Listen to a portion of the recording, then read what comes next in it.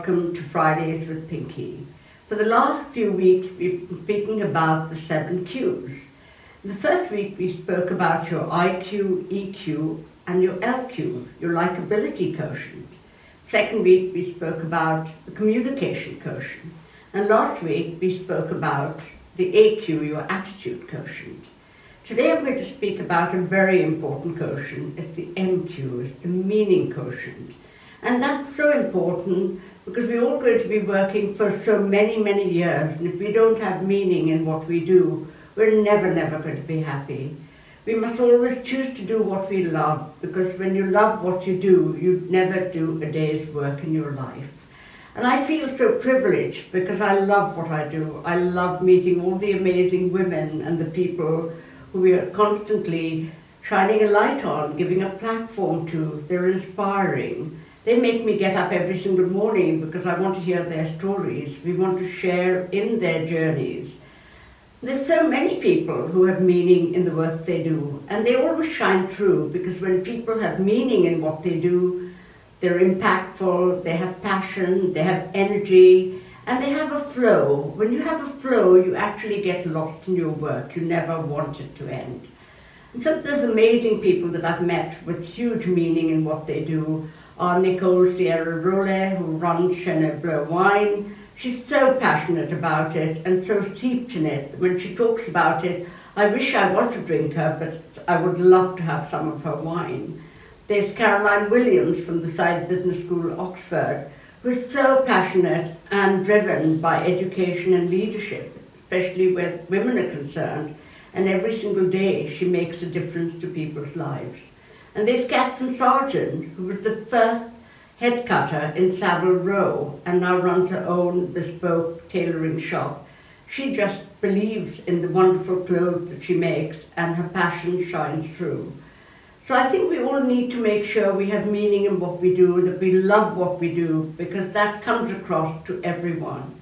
And for those of you who think, I don't really like what I do, what should I do?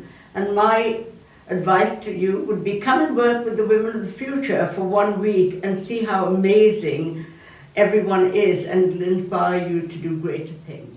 It doesn't matter if you're a CEO of a company or you're doing a task that's much more mundane. You still can bring passion and purpose into what you do and make it a really pleasurable experience. And there's this wonderful story of a young Down syndrome boy who used to work in a supermarket in the US. And he used to be the bagger, so when people were checking out, he used to be putting all their groceries into the bag. And one day, a motivational speaker came and told them that all of them could make a difference. And he wondered in what way he could make a difference. How could he add more meaning to what he did? So they were all told to go away and think about something and come back the following week. Well, the following week he came back and he had decided that every single day he would come up with a thought for the day. So he would go home in the evening, he asked his father to help him to use the computer, and he would print out the thoughts for the day, cut them up and write his signature there and put a big smile. And every day when he packed the bags, he would put in one of his thoughts for the day. Well, 3 weeks later, when the manager came out into the shop, he found the line where this young man was working was the longest. And he went ballistic and said, open up some other lines, ask people to move. But nobody wanted to move. They were coming to get the thought for the day. So there was this young boy adding so much value, energy, and happiness to so many people's lives.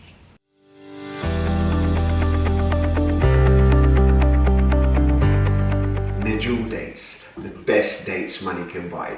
You pay a little bit more than other dates, but it really is worth it. They have an almost baked, intense, caramelized-like flavor. They're fantastic. Okay, so today we're going to open them up and we're going to take the pit out. We're going to stuff them with a bit of a nut paste and dip them into a dark chocolate which has been infused with a bit of rosemary and sea salt. It sounds complicated, it really isn't. It's so simple to do, and you'll be blowing people away when you get them to eat one of these, I'm telling you right now. So let's give it a start. Okay, I've done a few in advance here, as you can see. I'm doing 6 today. There's one here, I'll show you how to do that. Okay, sometimes at the top of the date, you can see here, there's a little hard bit, which is the bit that actually is attached to the stalk. You want to make sure you remove that. You can just pick it off really quite easily, discard it over there. Then what you do, get your knife, slit it at the top, wait, open it like so, and you'll see the pits in there. Take it out, discard that also, and your date is ready to be stuffed. The next step is this handful of nuts. We're going to actually make this into a bit of a paste. So I've got a small little KitchenAid here for myself. I'm going to put all the nuts in there in a minute and add a bit of water to make it into a paste. Are you ready for this? Let's mix some nuts. Right, let's mix up those nuts then. Big handful. And we're going to add a little bit of water, just a little bit to start with. Close the lid.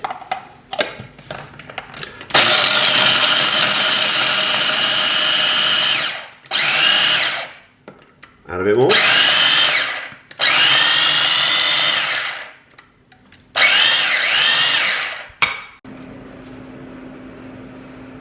And a couple of minutes later, we have our paste. There we go.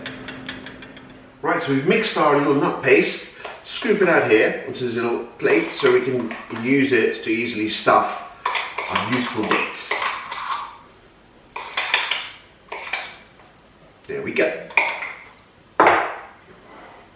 Next step, we're going to melt our chocolate or bain-marie, okay? Very classic French cooking term. Or bain-marie actually means getting a small saucepan, putting a little bit of water in there, just a bit. We only need about ½ a centimetre. And on top of that, we're going to put this little bowl. And you have to make sure that it's sealed properly. You don't want any steam be coming out of the sides, otherwise it just simply won't work, okay? So, nothing in there. I'll stick it on the fire here. Got my 100 grams of chocolate. Now, this is very important.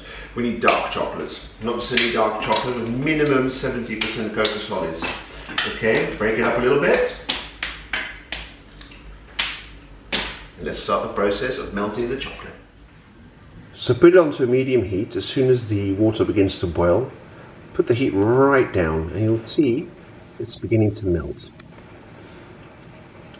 This process should take you about 5 minutes. After 5 minutes, give it a bit of a stir until it's completely melted.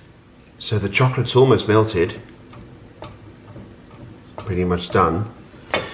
Now we're going to add a little pinch of the rosemary and a good pinch of sea salt. So we'll chuck that in there and just gently mix that in, just like that.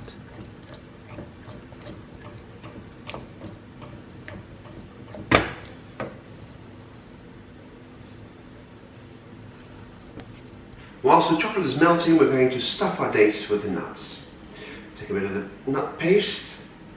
So as you can see, I've used a blend of different style of nuts. You can actually choose to use one particular type, such as walnuts, pecans, pistachios do really well also. Taste delicious, pistachios. The dates are now ready to be dipped in chocolate. As you can see, you've got some of the nut paste left over. Put it into a small Tupperware and put it in your freezer for the next time you decide to do some more of these wonderful stuffed dates.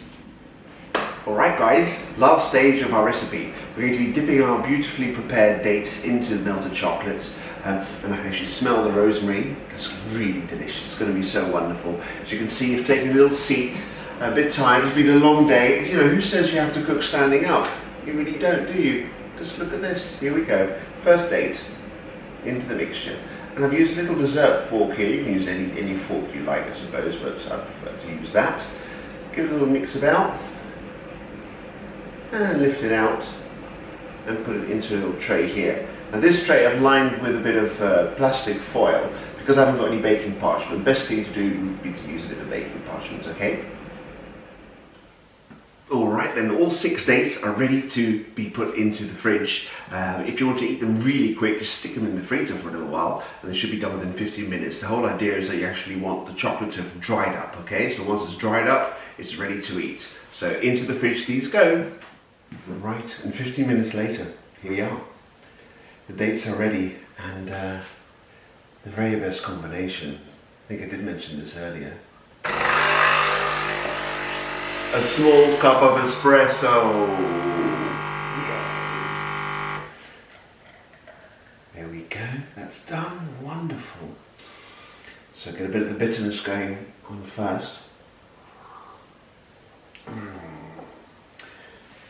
And I think I shall take it easy tonight and just have half a date. The texture, the chocolate's gone all crispy on top. The date is all soft and chewy. The nuts a little bit crispy, very nutty of course. And the rosemary and the sea salt are just flowing through this whole beautiful little piece of dessert. I'm gonna have to have another one, I don't really care. Santé.